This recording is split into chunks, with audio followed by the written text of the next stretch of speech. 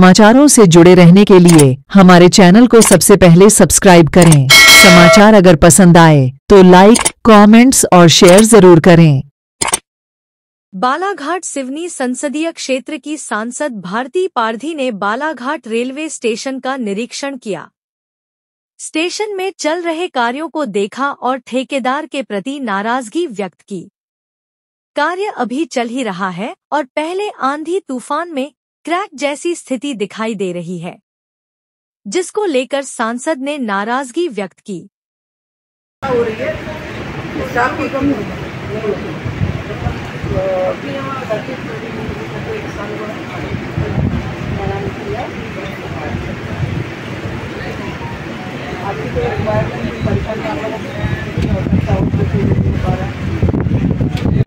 विपुला तक गाड़ी जा रही है, विपुला से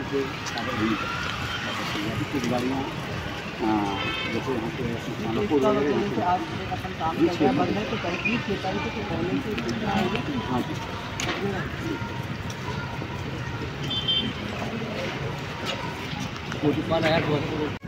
लेवल ठीक नहीं रहा होगा तब तो ठीक है। लेवल ठीक है मैम, वो जैसे लगी है उसकी तरह भाई फर्स्ट पे मान सकते। हाँ इनकी टेस्टिंग हुई ना, ये लेक्चर फिनिश होती है ऊपर का जो कोटिंग टेस्टिंग हुई। हाँ टेस्टिंग हुई, लैब में टेस्ट करे, उसकी रिपोर्ट दी।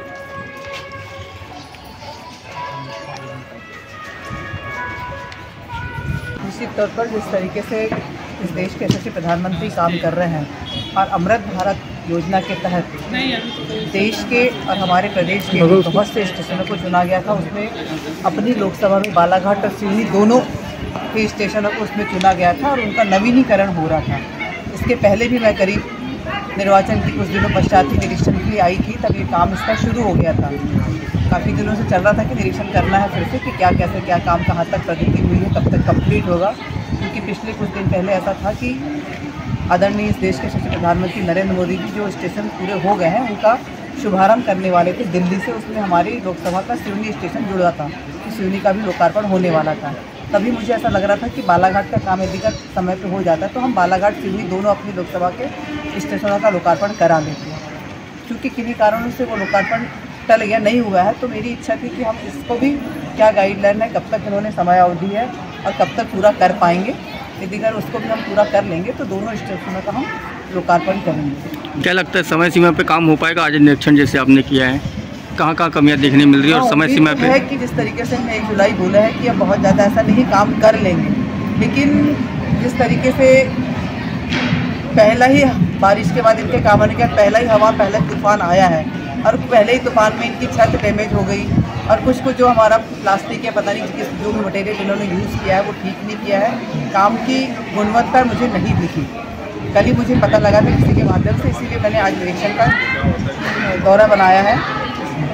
ठेकेदार अनुपस्थित है, ठेकेदार को मैंने बुलवाया है। ठेकेदार का एक व्यक्ति यहाँ पर है जो काम कर देख रहा है। कुछ अनियमितता मुझे दिखी है और मैंने उन्हें हिदायत भी दी है कि यदि अगर इसको आप ठीक नहीं करें और यही क्राइम प्रणाली रही तो बात नहीं की जाएगी।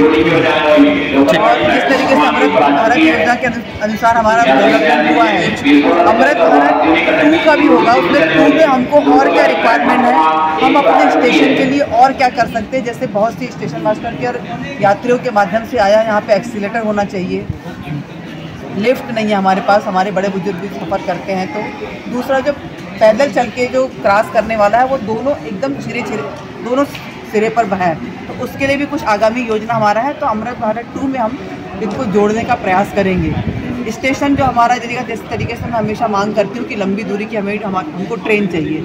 अब लंबी दूरी की ट्रेन मिलेगी तो ट्रेन लंबी रहेगी और हमारे स्टेशनों की उतनी क्षमता नहीं है, स्टेशन छोटे हैं, 12 से 13 डिब्बे के लायक मेरे ख्याल से हैं वो, तो स्टेशन को भी हमको उस लायक बनाना है। तो ये सब प्लेटफॉर्म को की लंबाई बढ़ाना पड़ेगा, प्लेटफॉर्म को डेवलप करना पड़ेगा।